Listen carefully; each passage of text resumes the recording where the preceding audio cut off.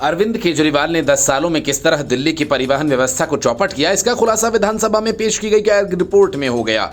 ये सदन में पेश की जाने वाली तीसरी कैग रिपोर्ट और इस रिपोर्ट में दिल्ली परिवहन निगम के कामकाज का पूरा ब्यौरा है। रिपोर्ट में दिल्ली परिवहन निगम ऑडिट में कई गंभीर खामियां उजागर हुई हैं और इस निगम की बिगड़ती स्थिति को दर्शाती हैं। रिपोर्ट के मुताबिक डीटीसी को पिछले साल में 14,000 करोड़ का चूना लगा। डीटीसी पर सीएजी को लेकर करीब 1 महीने पहले रिपोर्ट आई थी। रिपोर्ट में दिल्ली परिवहन निगम की वित्तीय समस्याओं के बढ़ने की बात कही गई थी। रिपोर्ट में बताया गया कि सरकार के साथ कोई समझौता ज्ञापन नहीं हुआ जिससे वित्तीय और परिचालन लक्ष्यों को तय किया जा सके।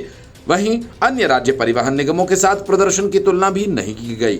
2015-16 में निगम के पास 4,344 बसें थीं। 2022-23 तक घटकर 3,937 रह गईं, जबकि सरकार से आर्थिक सहायता उपलब्ध थी। फिर भी निगम केवल 300 इलेक्ट्रिक बसेस ही खरीद सका। इसके साथ ही रिपोर्ट में बताया गया कि बसेस की आपूर्ति में देरी के लिए 29 करोड़ 86 लाख रुपए का जुर्माना भी वसूला नहीं गया। 2015-16 में डीटीसी का कुल घाटा 25,300 करोड़ रुपए से बढ़कर 2021-22 में 60,750 करोड़ रुपए हो गया।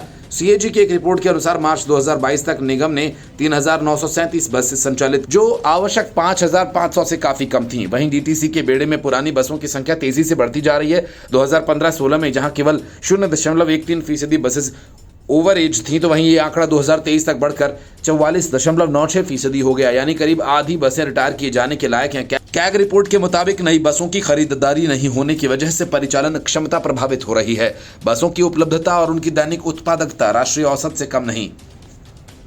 रिपोर्ट में बताया गया कि निगम की बसें प्रतिदिन औसतन 180 से 201 किलोमीटर ही चल सकीं, जो निर्धारित लक्ष्य 190 से 200 किलोमीटर से कम था। बसों के बार बार खराब होने और रूट की प्लानिंग में खामियों के कारण 2015 से 22 के बीच 668 करोड़ 60 लाख रुपए का संभावित राजस्व नुकसान हुआ। ऑडिट रिपोर्ट के मुताबिक डीटीसी ने किराया निर्धारण की स्वतंत्रता न होने के कारण अपना परिचालन खर्च भी नहीं निकाला। दिल्ली सरकार 2009 के बाद से बस किराए में कोई वृद्धि नहीं कर पाई, जिससे निगम की आय प्रभावित हुई।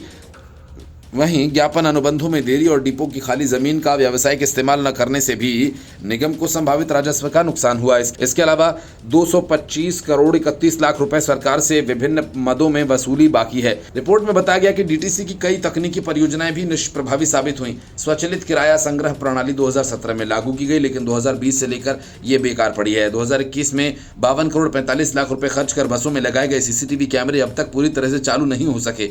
डीटीसी में प्रबंधन और आंतरिक नियंत्रण की भी भारी कमी देखी गई। रिपोर्ट के मुताबिक स्टाफ की सही संख्या तय करने की कोई नीति नहीं बनाई गई, जिससे चालक, तकनीशियन और महत्वपूर्ण पदों पर भारी कमी रही, जबकि कंडक्टर्स की संख्या आवश्यकता से अधिक पाई गई।